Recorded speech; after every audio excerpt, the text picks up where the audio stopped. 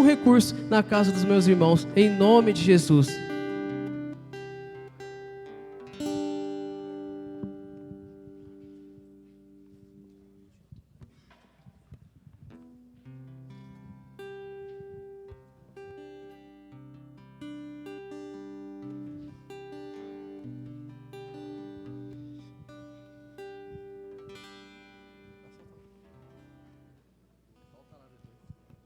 Aleluia. A graça e a paz do Senhor Jesus. Amém, irmãos? Vira para o irmão que está do seu lado e fala assim: eu jejuei a semana inteira para sentar aqui. Você é um privilegiado, fala para ele. Vê aí se a lataria está da hora. Aleluia. Quantos aqui gostam do Natal? Levanta sua mão. Tem alguém aqui que você não comemorava Natal? Ou tipo assim, virei crente agora, será que eu posso comemorar? Você tinha essa dúvida?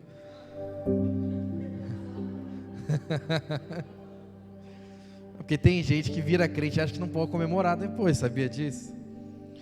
Mas antes de qualquer pergunta, Jesus não nasceu no Natal, tá bom? Jesus não nasceu em dezembro. Mas tem um episódio na Bíblia que é muito interessante. O apóstolo Paulo, ele chega numa cidade, e naquela cidade ele encontra um altar. E nesse altar estava escrito assim: ao Deus desconhecido. E aí ele olha e ele percebe que aquelas pessoas estão adorando a um Deus que eles não conhecem. E aí o apóstolo Paulo, ele tem um senso de oportunidade. E aí ele começa a pregar para aqueles irmãos, ele fala: olha, sabem esse Deus desconhecido que vocês estão adorando? É o Deus que eu vim pregar para vocês. Por que eu estou falando isso para você? Porque Jesus de fato não nasceu no Natal. Mas o Natal é a época do ano, é a data onde todos, aqueles que são crentes ou não, param para comemorar o nascimento de Jesus. Então essa deve ser a data oportuna para mim e para você pregar a esperança de um Salvador. Por isso que eu dei o título dessa palavra de sempre inverno, mas nunca Natal. Quantos aqui já assistiram o filme As Crônicas de Nárnia? Se você já assistiu As Crônicas de Nárnia, você sabe que essa é uma frase do Senhor Tumos. Quando Lúcia, ela chega até Nárnia e ela encontra o Senhor Tumos fala para ela: olha, aqui é sempre inverno, mas nunca primavera. Por quê? Porque ali, a Nárnia estava no regime de uma rainha, e essa rainha era uma rainha muito má. E se Jesus não tivesse nascido, como seria a minha e a sua vida? Seria exatamente dessa forma. Seria sempre inverno, mas nunca primavera. Seria sempre inverno e nunca seria uma esperança de Natal. Então Natal nada mais é do que uma esperança. A esperança de um Salvador, de um menino que nasceu. E eu quero compartilhar um pouco para você dessa esperança. E eu quero fazer uma analogia, do filme As Crônicas de Nárnia com o Natal. Então, não sei se você já assistiu. Se você já assistiu, tudo bem. Se você não assistiu, essa pregação contém spoilers, ok? Mas, como não é o Homem-Aranha, eu acho que você não liga muito para isso, né? Inclusive, eu poderia falar alguma coisa do Homem-Aranha aqui, né? Não, brincadeira. Não vou fazer isso, fique em paz. Já assistiu? Não? Mano, você vai gostar na hora que... Brincadeira. Amém.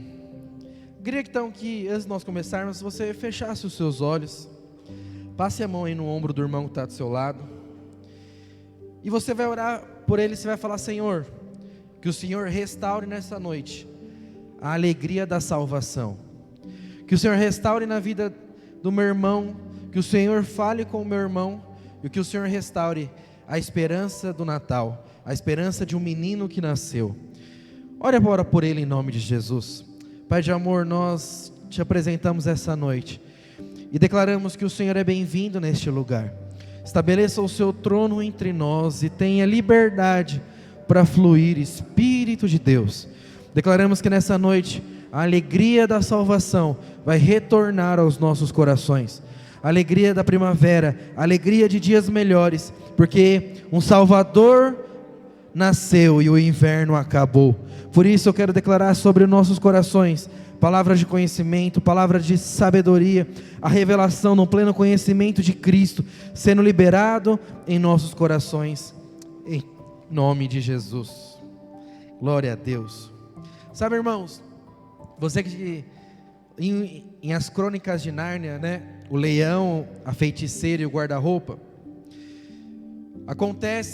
o filme acontece no meio de uma guerra, e por conta dessa guerra, né, 4 irmãos, eles vão morar, né, em outro lugar, né, na casa de um professor por conta de proteção, sabe? E aí, ao explorarem essa casa, eles encontram um cômodo, e nesse cômodo só existe um guarda-roupa, e ali eles começam então a brincar de esconde-esconde, e Lúcia então entra nesse guarda-roupa para se esconder, e ali ela descobre Nárnia, né? Então, quando Lúcia entra em Nárnia, ela encontra o Senhor Tumos, e o Senhor Tumos, ele tinha uma missão. Fala para o seu irmão assim, uma missão. E a missão do Senhor Tumos era encontrar os filhos de Adão e Eva e entregar nas mãos da feiticeira. Mas o Senhor Tumos, ele era bom, ele não era mau. E aí o que ele fala? Ele fala para Lúcia, olha, vai embora antes que a feiticeira chega. Eu não sei se isso te remete a algo, mas isso me remete a quando Jesus ele nasce. Porque quando Jesus nasce, o rei então manda os magos irem atrás do Salvador, com o intuito do quê? De encontrar e matar ele. Mas eles não voltam para o rei, eles fogem. Por quê? Porque ali eles tinham uma missão, e a missão era entregar Jesus. Mas eles eram bons, eles foram tocados por Jesus, e eles não fazem isso.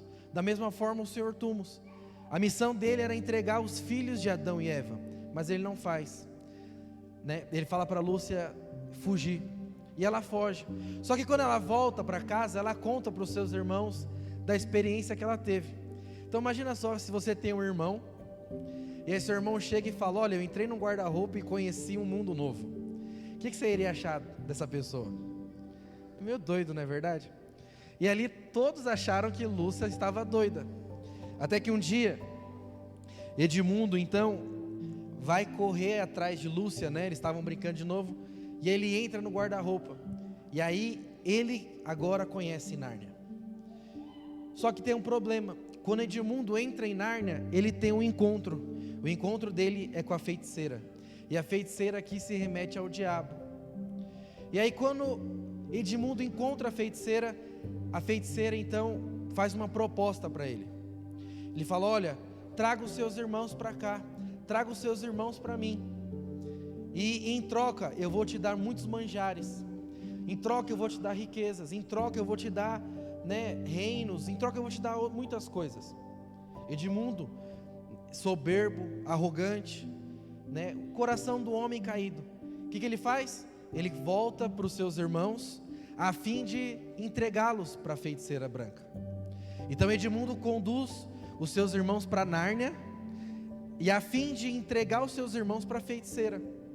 Mas nesse segundo encontro de Edmundo com a feiticeira, já não é da mesma forma, porque no segundo encontro que Edmundo tem com a feiticeira, no encontro onde ele iria entregar os seus irmãos, a feiticeira então pega Edmundo e escraviza ele. Se você assistir o filme, você vai ver que não somente escraviza, né, como ele ali passa necessidades, como ele é torturado pela feiticeira, sabe? E assim é o diabo. O diabo, ele se apresenta muitas vezes com propostas que parecem muito boas. Jesus, quando encontrou o diabo tinha propostas muito boas para Jesus, não é verdade? Mas são propostas que vão te arruinar a sua vida, que vão escravizar você, ao ponto de você não conseguir se libertar. Esse era Edmundo, e Edmundo aqui representa eu e você.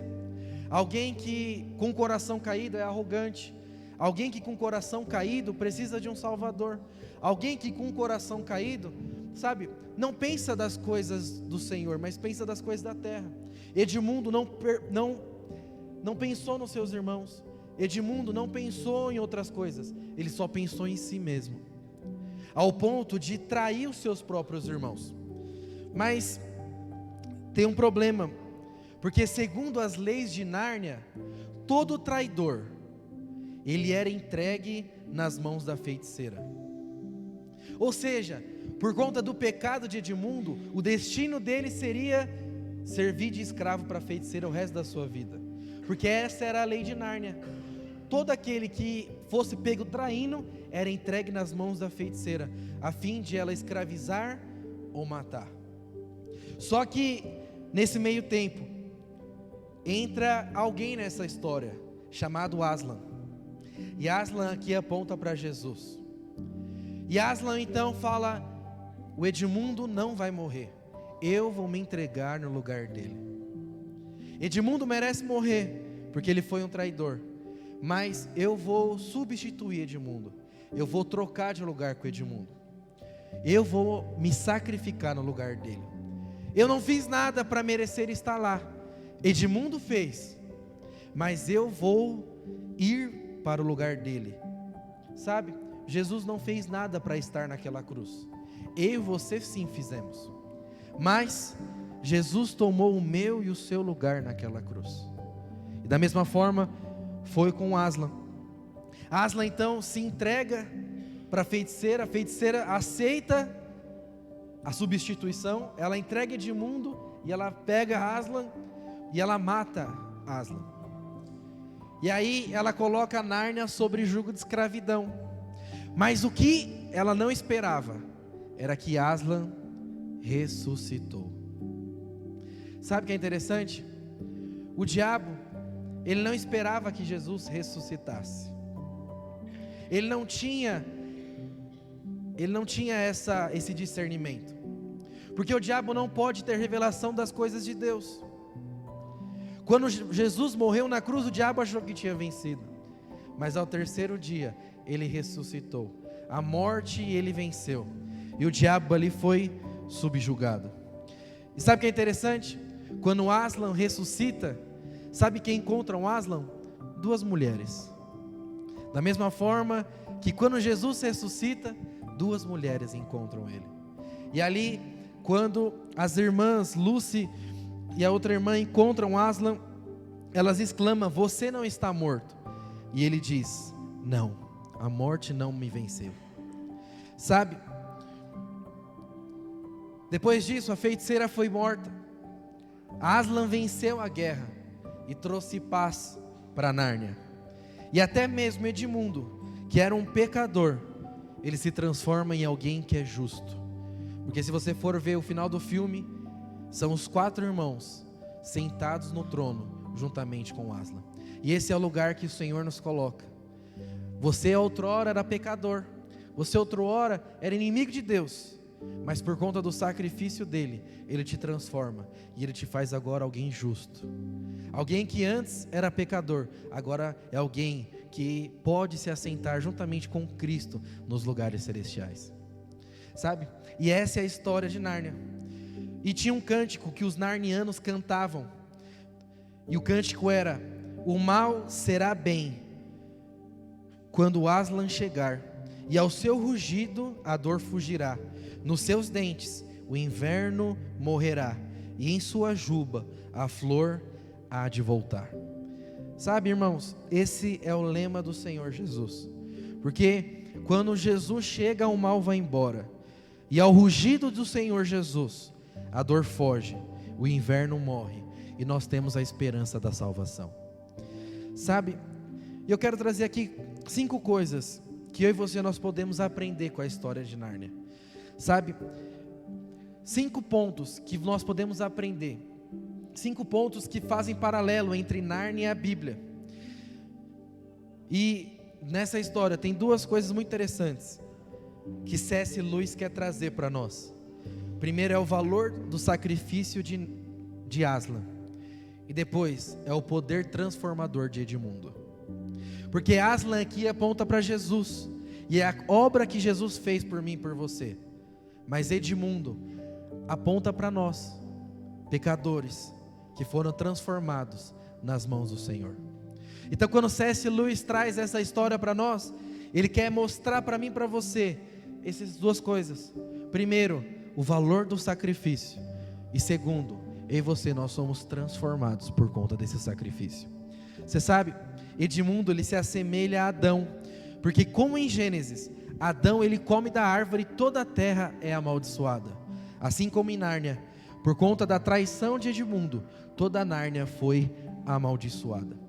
Mas, assim como na Bíblia, Jesus morre para trazer redenção a mim e a você, por conta da maldição de Adão. Aslan então morre para trazer paz para Nárnia novamente. Sabe, Edmundo aqui, meus irmãos, sou eu e você. É aquele que era orgulhoso, que escolheu trair os seus irmãos, que vendeu o seu propósito por um prato de lentilha, que por outrora estava escravo do diabo. Mas assim como Aslan reverteu o inverno em primavera e fez a morte andar para trás, Cristo reverteu as trevas em luz e tirou o aguilhão da morte que nos afligia. Sabe, por isso eu quero trazer aqui 5 princípios que nós podemos aprender em Nárnia, que aponta para a obra redentora de Cristo, que aponta para a esperança do Natal. Sabe, a primeira coisa é que o sacrifício de Aslan foi voluntário, assim como o sacrifício de Cristo. Você precisa entender que Cristo escolheu morrer por mim e por você. Muitas vezes quando nós lemos as Escrituras e nós vemos aquele episódio onde Jesus está falando: Senhor, afasta de mim esse cálice. Logo muitas pessoas imaginam que Jesus não queria morrer por mim e por você, que Ele relutou para isso acontecer. Mas na verdade isso não é verdade, isso é uma mentira.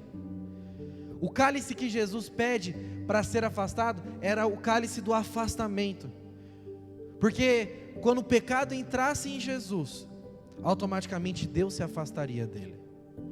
E algo que ele nunca tinha experimentado era o afastamento do Pai. Era disso que ele tinha medo, era disso que ele não queria experimentar. Mas ele veio para morrer por mim e por você, e o sacrifício de Cristo foi voluntário. Ele é um Salvador que está feliz em te salvar. É tão voluntário que a Bíblia conta que certa vez, quando Judas traiu Jesus, os soldados romanos estavam ali para pegar Jesus, e eles chegam até Jesus e eles perguntam: quem é o Salvador? Quem é Jesus? E ele fala: eu sou. E o que acontece? Os soldados caem no chão. Tamanha a glória e o poder de Jesus. E aí os soldados levantam e eles perguntam de novo: quem é Jesus? E ele fala: eu sou. E novamente os soldados caem. Naquele momento Pedro tenta defender Jesus, corta a orelha de Malco. E o que Jesus fala para Pedro? Pedro, se eu quisesse, eu enviava uma milícia de anjos para cá. Mas ele se entregou de forma voluntária. Sabe, Aslan, quando viu Edmundo preso e cativo, ele decidiu se entregar. Da mesma forma, foi Jesus.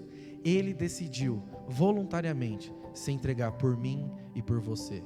E uma coisa que você precisa ter claro no seu coração: Ele é um Salvador que está feliz em te salvar. Ele é um Salvador que escolheu a cruz para te alcançar. Você é muito amado por Deus. Por quê? Porque Ele se esvaziou da sua glória, Ele se esvaziou da sua prerrogativa divina, Ele deixou tudo para trás para te alcançar. Existe uma parábola lá no Evangelho de Mateus, e essa parábola conta o seguinte: que um dono muito rico, ele encontrou um terreno, e nesse terreno ele encontrou uma joia muito preciosa. E aí a Bíblia conta nessa parábola que ele vendeu então tudo que ele tinha para ter esse terreno só por conta dessa joia. Essa parábola fala da história de Jesus, que Jesus era muito rico, mas ele encontrou um campo com uma pérola preciosa, e essa pérola preciosa era você. Então Jesus, ele vendeu tudo que ele tinha para te alcançar. Então você precisa ter isso muito claro no seu coração. Ele foi voluntariamente para aquela cruz, para te alcançar. Por quê? Porque você é muito amado por Jesus. Sabe, a segunda coisa que nós podemos aprender é que o sacrifício de Aslan, ele foi substitutivo, assim como o de Cristo. Aslan, ele não fez nada para morrer. Quem fez foi Edmundo. Mas ele falou: eu vou morrer no lugar dele, substitua. Eu tomo os pecados dele sobre mim, para que sobre ele não tenha pecado. E esse foi o sacrifício de Jesus. Jesus nos substituiu naquela cruz. A cruz não era o lugar de Jesus, a cruz era o meu e o seu lugar. Mas Jesus se fez substituição. O que é isso? Ele deixou o lugar dele para nós. Por isso que você é santo. Sabe por que você é santo? Não é porque você fez coisas para ser santo, não é porque você mereceu ser santo. Você é santo porque ele morreu no seu lugar. Sabe por que você é justo? Você não é justo porque você é bonzinho. Você não é justo porque você obedece os seus pais. Você não é justo porque você é um cara joia, legal. Você é justo porque ele morreu no seu lugar. Naquela cruz, o Senhor levou sobre si os nossos pecados, a nossa enfermidade. Para quê? Para que o castigo que nos traz a paz estava sobre ele, e por suas pisaduras nós fomos sarados. O castigo estava sobre ele, para que eu e você agora pudéssemos andar em paz para com Deus. Sabe, quando Deus olha para você, o que Deus enxerga? Já parou para pensar nisso? Quando Deus olha para você, o que Deus enxerga? Fala para o seu irmão, ele enxerga Cristo dentro de você. Talvez você não tenha noção disso. Eu também, muitas vezes quando eu paro para meditar e pensar, é muito louco isso. Mas deixa eu te falar uma coisa, que até talvez vai te escandalizar. O que Deus faz para Jesus, agora Ele faz por mim e por você. Se Deus disser sim para Jesus, Deus também diz sim para você. Como assim, Neto? Então imagina uma situação que você quer algo de Deus. Fala: Senhor, eu desejo isso, eu quero isso, meu sonho é viver isso, meu sonho é ser um líder de célula, meu sonho é ser um discipulador, meu sonho é casar. Mas quando às vezes você olha para você, você fala: eu não dou conta disso, eu já pequei, olha as coisas erradas que eu fiz. Então a pergunta para você é: se Jesus pedisse para Deus liderar uma célula, se Jesus pedisse para Deus ser um discipulador, se Jesus pedisse para Deus um casamento, Deus negaria isso para Jesus, sim ou não? Não. Se Deus não negaria para Jesus, Ele também não vai negar para você, porque agora nós estamos em Cristo.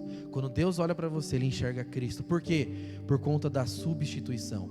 Ele tomou o nosso lugar. Ele tomou o nosso lugar. Então, da mesma forma que Edmundo merecia morrer e Aslan morreu no seu lugar, Jesus fez isso por mim e por você. E lá em João 17, nós vemos isso. Nós vemos Jesus se dando, substituindo aqueles ao que o Pai lhe deu. Eu quero falar algo para você. Hoje você pode olhar no espelho e você pode falar: eu sou justo, eu sou santo, eu sou perdoado, eu sou amado, por conta da substituição do sacrifício de Cristo na cruz. Sabe, a terceira coisa que Nárnia nos ensina é que o sacrifício de Aslan foi eficaz, assim como o de Cristo. Quando Aslan ele morre, isso foi suficiente para libertar Edmundo. Por que eu estou falando isso para você? Porque você precisa entender que o sacrifício de Cristo, que a morte do Senhor Jesus, ele foi eficaz para perdoar os seus pecados. Não há pecado que não possa ser perdoado.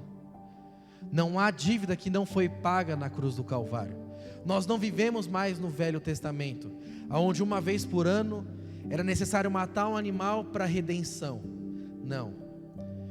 A Bíblia fala lá em Romanos que foi de uma vez por todas e de uma vez para sempre que o sacrifício do Senhor Jesus resolveu o pecado, resolveu o meu e o seu pecado. Então uma coisa que você precisa entender é que você é lavado pelo sangue do Cordeiro, e que não importa o que você vai fazer amanhã, você já é perdoado pelo Senhor. Eu sei que muitas pessoas ao ouvir isso não concordam, porque acham que pelo fato de você ser perdoado, isso vai te dar uma libertinagem para o pecado. Mas se você encontra na Bíblia motivos para pecar, na verdade você é inimigo da cruz. Porque quando eu olho para a Bíblia e eu vejo que Cristo já resolveu o meu pecado e que eu sou perdoado para sempre, na verdade isso só me faz querer me achegar a Ele. Toda vez que eu vejo que eu sou perdoado por Deus, isso só me faz querer me relacionar mais ainda com Ele. Sabe, quando eu sou perdoado por Jesus e eu me sinto tão amado por isso, isso só me aproxima dEle. E o apóstolo Paulo, ele vai dizer isso, que aqueles que encontram em Cristo um motivo para pecar, na verdade são inimigos da cruz. Mas eu e você, nós não somos inimigos da cruz. Na verdade nós fomos tão amados por Jesus, por isso que você está aqui nessa noite. Sabe, e você precisa entender isso, que o sacrifício de Cristo foi eficaz, foi de uma vez por todas e de uma vez para sempre. Não há pecado que não possa ser perdoado por Jesus. E por que eu estou falando isso para você? Porque talvez você saia daqui hoje e você peque, e aí você fala: de novo eu caí nisso, mais uma vez. Está vendo? Deus não vai me perdoar, porque eu sou um sem vergonha. Toda vez eu falo que eu vou mudar e não mudo. Mas você precisa entender isso, que o sacrifício de Cristo foi eficaz. O sangue do Cordeiro lavou todos os seus pecados, os de ontem, os de hoje e o de amanhã. E quanto mais perdoado você se sentir, mais amado você vai se tornar por Jesus. Sabe quem são os amados? São aqueles que entendem quão são perdoados. Nós cantamos isso: quem muito é perdoado, muito ama. Por quê? Porque dentro dele só existe gratidão. Eu não merecia, mas Ele morreu por mim. Mas tem pessoas que esquecem do sacrifício de Cristo. Por isso é importante você entender isso. Não importa o que você faça amanhã, Cristo sempre vai estar de braços abertos para você. Por quê? Porque o sacrifício dele foi eficaz. Sabe, o sacrifício de Aslan foi redentivo, assim como o de Cristo. Quando Adão ele peca, nós temos ali um problema. E o problema é o que? A redenção. Não tem como mais nós nos achegarmos até Deus. Por quê? Por conta do pecado. O pecado fazia a separação entre Deus e o homem. Da mesma forma que quando Edmundo ele é entregue à rainha, ali há uma separação. Não tem mais como ele ter comunhão com Aslan. Não tem como Edmundo ter mais comunhão com seus irmãos. Por quê? Porque o pecado trouxe separação. Mas lá em Colossenses capítulo 2, a Bíblia fala que Jesus ele veio nos reconciliar com o Pai. E a forma que ele trouxe reconciliação é uma forma redentiva. Ou seja, ele morreu no meu e no seu lugar, para que a gente possa hoje ter comunhão com o Pai. E você precisa entender isso. A morte de Cristo trouxe para nós a possibilidade de novamente comer da árvore da vida. Aquilo que Adão rejeitou, hoje nós podemos ter comunhão com o Pai, ter comunhão com o Criador, ter comunhão com aquele que te amou, que te criou, que tem promessas, que tem sonhos para você. Antes nós não tínhamos isso, mas por conta da redenção de Cristo, hoje nós temos. O autor de Hebreus, ele vai dizer que a nossa postura tem que ser entrar no trono da graça com ousadia. O que é entrar no trono da graça com ousadia? É você entrar na casa do seu pai e abrir a geladeira sem ter medo nenhum. Porque se você está em casa, você não tem medo de abrir a geladeira. Quando eu vou na casa dos outros, eu não abro a geladeira. Mas quando eu estou em casa, eu abro a minha geladeira. É mais ou menos isso que o autor de Hebreus está dizendo. Olha, agora você pode entrar com ousadia diante de Deus. E com ousadia, você pode viver. Como eu falei agora há pouco, qual que tem sido os seus pedidos para 2022? Semana passada nós liberamos uma palavra que seria o ano da aceleração. Então, com que você tem sonhado? Qual que tem sido os seus pedidos diante de Deus? Nós pregamos aqui uma vez, desafiando você a fazer orações absurdas. Por quê?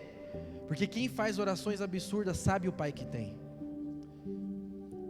Tem a dimensão do Pai que tem. E só nós temos dimensão do Pai que nós temos quando nós nos relacionamos com Ele. E nós só podemos nos relacionar com eles. Por quê? Porque o problema do pecado foi resolvido. E por fim, irmãos, o sacrifício de Aslan foi transformador, assim como Cristo nos transforma. Lá em 2 Coríntios 5:7, a Bíblia fala que agora nós somos nova criatura. As coisas velhas passaram e tudo se fez novo. Edmundo, ele era uma pessoa. Tá tudo bem? Amém. Edmundo, ele era uma pessoa antes de Aslan. Eu e você éramos uma pessoa antes de Cristo. Mas depois que Edmundo conhece Aslan, depois que eu e você conhecemos a Cristo, nós somos transformados. Deixa eu te falar uma coisa. Quantos já ouviram aquela frase: Jesus te aceita como você está? Quantos já ouviram essa frase? Venha para Jesus. Jesus te aceita como você é. Isso é mentira, sabia? Jesus não te aceita como você é. Deus não te aceita como você é. Você sabia disso? Deus te recebe do jeito que você é. Mas se Ele te aceitasse do jeito que você é, Jesus não precisava ter morrido. Porque Jesus, Ele morre para nos transformar. Tem uma parábola na Bíblia que mostra exatamente isso. Deus, Ele está fazendo uma grande festa. E os seus convidados não vão para a festa. Então o que Ele faz? Ele fala para o seu servo: então vai pelas ruas, pelos becos, e chamam todos para participar da festa. E aí eles começam a vir, os mendigos, os pobres. Só que quando eles vão entrar na festa, eles mudam de roupa. E o único que não mudou de roupa, ele foi expulso da festa. Mudar de roupa, segundo as Escrituras, é mudar de natureza. Ou seja, eles eram pobres, mendigos, pecadores, mas ao ser convidados para a festa, eles são transformados. Deixa eu te falar uma coisa, filho. Você foi transformado por esse Cristo. Você antes poderia ser o mentiroso, você poderia ser o ladrão, você poderia ser o prostituto, você poderia ser qualquer coisa. Você era como Jacó, mas quando encontrou Cristo, se tornou Israel de Deus. E é isso que o Senhor faz. Talvez você era alguém sem sonhos, sem perspectiva de vida. Você era alguém que estava fadado a viver para sempre no inverno. Mas o Natal chegou na sua vida. E o que é Natal? Natal é a esperança do nascimento de um Salvador. Natal é a esperança da transformação das nossas vidas. Natal é a esperança de uma nova temporada. Se Jesus não tivesse morrido naquela cruz, nós viveríamos para sempre o inverno. Mas porque, como Isaías 9 diz, porque um menino nos nasceu, e como um filho se nos deu, e Ele é o próprio Deus, nós podemos ter a esperança do amanhã, porque Ele vive. Sabe, você precisa entender isso. O Natal representa o nascimento daquele que nos trouxe esperança. Eu sei que a Bíblia não fala sobre o nascimento do Senhor, porque o apóstolo Paulo vai dizer lá aos Coríntios que o que importa é a morte. E quando nós ceiamos, nós fazemos memorial da morte dele. Mas só morre aquele que um dia estava vivo. Então não despreze o Natal, mas faça do Natal uma oportunidade de fazer Jesus conhecido. Faça do Natal a oportunidade de fazer do sacrifício do Senhor algo vivo na minha e na sua vida. Sabe, essa não é uma mensagem simplesmente evangelística, mas você pode pegar essa mensagem e levar amanhã para sua família, e na hora da ceia você falar: olha, eu quero falar algo para você, eu quero falar que Jesus morreu por nós, e por isso nós podemos ter esperança. Mas essa mensagem, ela também é um renovo na sua alma. Sabe por quê? Porque muitas vezes nós esquecemos daquilo que o Senhor fez por nós. E assim, quando nós esquecemos do que o Senhor fez por nós, nós caímos no erro de Davi. Lá em Salmo 51, Davi, quando pede perdão pelos seus pecados, ele fala uma frase que é: restaura em mim a alegria da salvação. Se ele pede para restaurar, é porque ele havia perdido. E vamos ser sinceros, irmãos, quantos de nós, durante a nossa caminhada, não perdemos essa alegria? Eu lembro que quando eu me converti, meus primeiros 6 meses de conversão foram assim intensos. Nos primeiros 6 meses de conversão, eu li a Bíblia inteira. Nos 6 primeiros meses de conversão, eu não queria saber de outra coisa, eu só queria saber de Jesus. Eu só queria saber de igreja. Eu ia para o prédio da igreja às 6 horas da manhã para orar. Meus primeiros 6 meses foram intensos. Mas sabe, depois desses 6 primeiros meses, eu perdi a alegria da salvação. E aí, eu tive que achá-la. E sabe aonde eu achei a alegria da salvação? Quando eu voltei a olhar para Jesus e para aquilo que Jesus ele fez por mim. Sabe o que é interessante? Eu quero ler um texto, a equipe de louvor pode subir.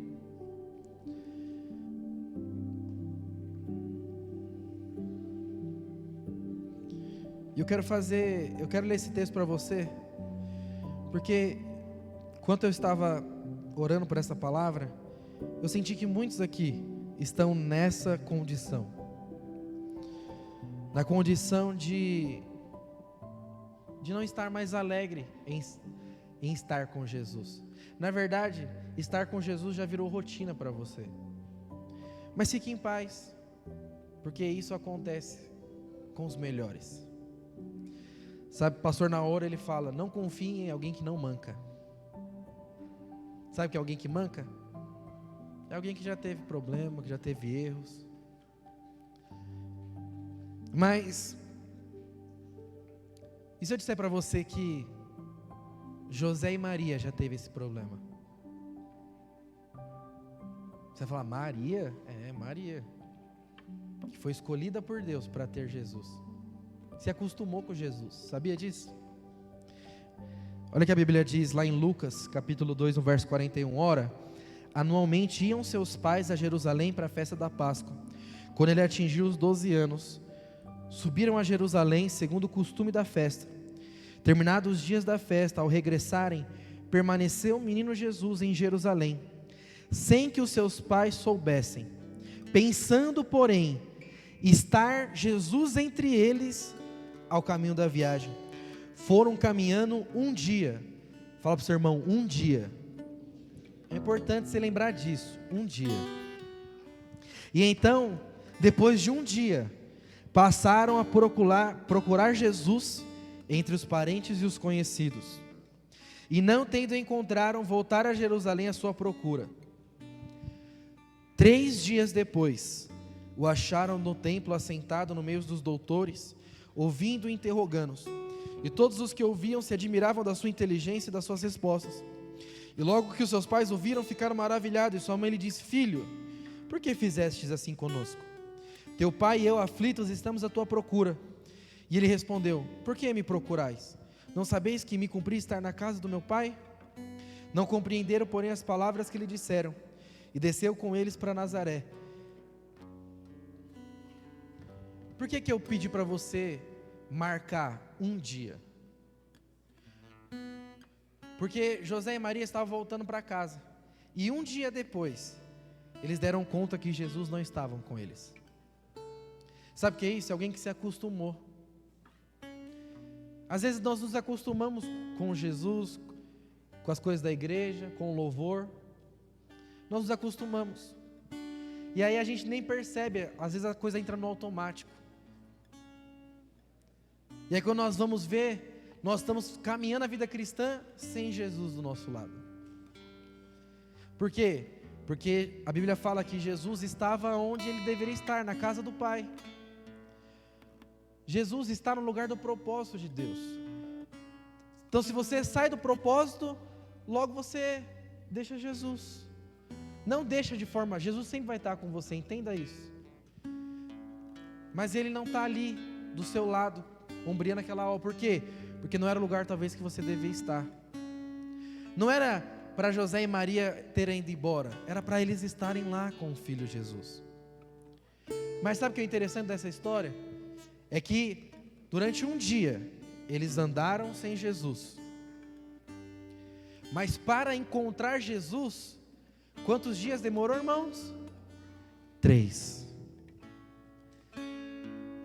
Por quê?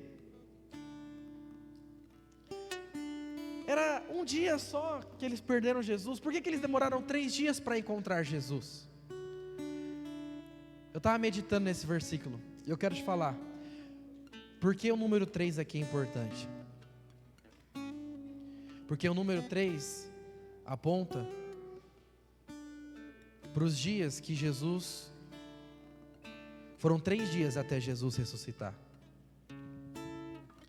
Nós só podemos encontrar Jesus quando nós lembramos do sacrifício e da ressurreição dele.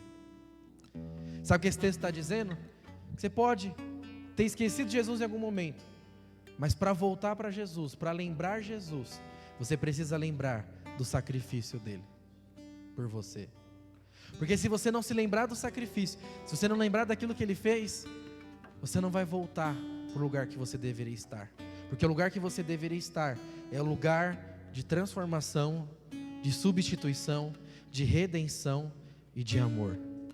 Quando então eu volto para Jesus, 3 dias, apontando para nós nos lembrarmos do sacrifício de Cristo na cruz, você precisa lembrar que você é amado, que os seus pecados foram perdoados, e que não importa quanto tempo você passou sem Ele, que Ele está de braços abertos para você. Sabe quando Davi ele perde a alegria da salvação? É porque ele esqueceu, talvez, da presença, dos sonhos, das promessas.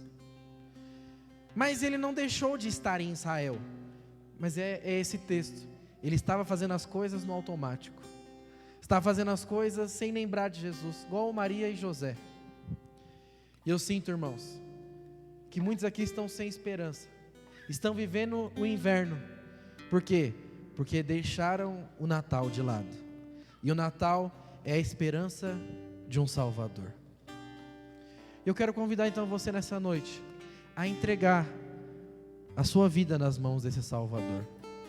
Eu quero te convidar nessa noite a você lembrar do sacrifício que Ele fez naquela cruz, para trazer novamente comunhão, restauração, alegria, esperança para a sua vida. Então antes Que você saia daqui e propague essa palavra, que isso fale ao seu coração, e que você saia daqui renovado pela presença de Deus. Por isso quero convidar você a ficar de pé no seu lugar. E eu gostaria que você fechasse os seus olhos. Nós vamos cantar agora uma canção. Eu gostaria que você fizesse dessa canção a sua oração. Eu queria que você fizesse dessa canção o seu ato de: Senhor, eu preciso do Senhor, eu preciso de um Salvador. Restaure em mim a alegria, restaure em mim a esperança, restaure em mim as promessas, restaure em mim os sonhos. Eu queria que você fizesse dessa canção uma verdade no seu coração, em nome de Jesus. Eu não mereço tua misericórdia, mas tu vieste de longe. Eu escutei tua voz chamando meu nome.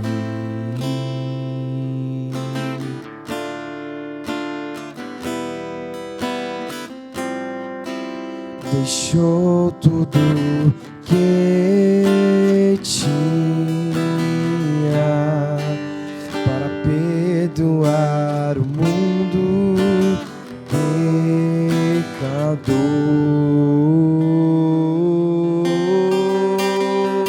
Erga suas mãos para o seu Pai e declare isso.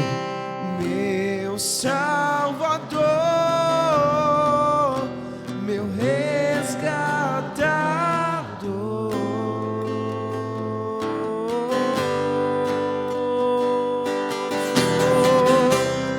Redentor,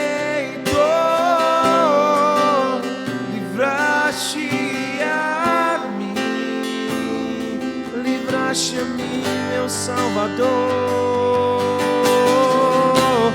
meu Salvador, meu resgatador,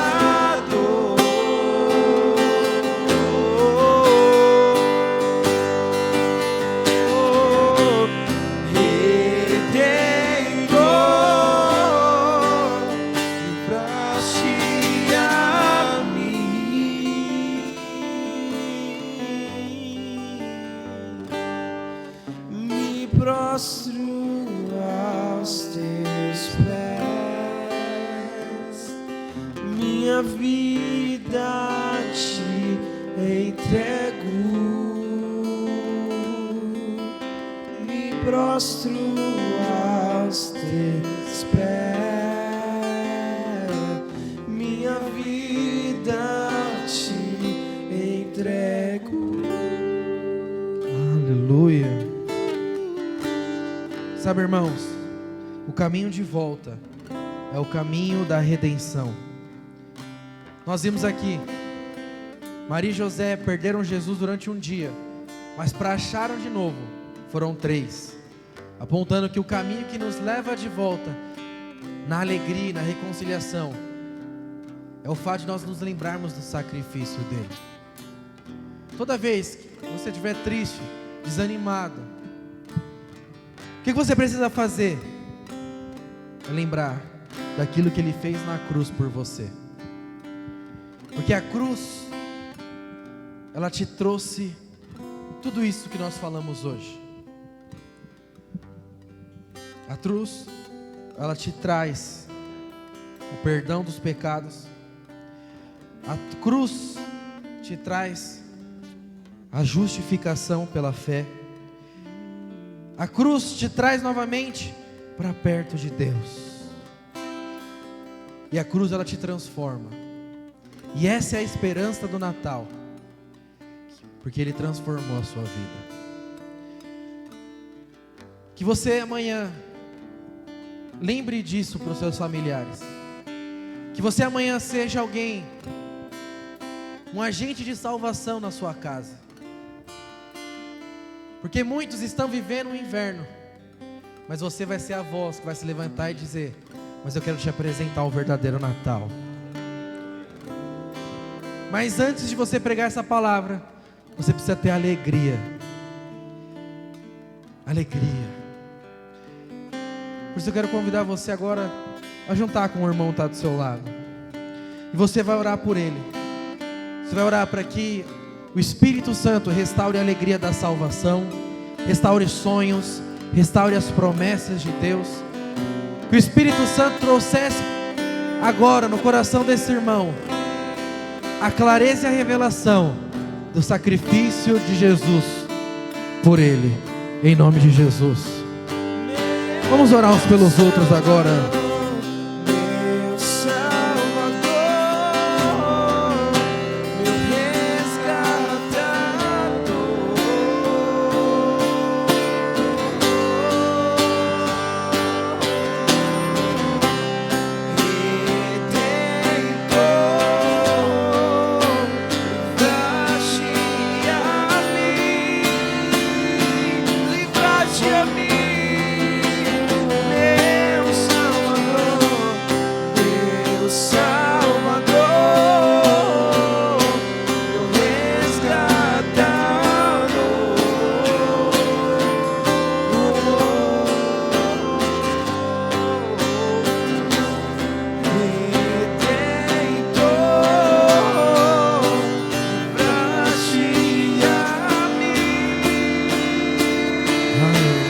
Espírito Santo, nós declaramos que nós somos amados pelo Senhor. Nós queremos te agradecer, Senhor, porque um menino nos nasceu, e porque um menino nos nasceu, há esperança para nós. Porque um menino nasceu, já não é mais inverno, mas sim primavera. Porque um menino nos nasceu, o inverno foi embora, e agora a esperança do Natal. O menino que morreu por nós, o menino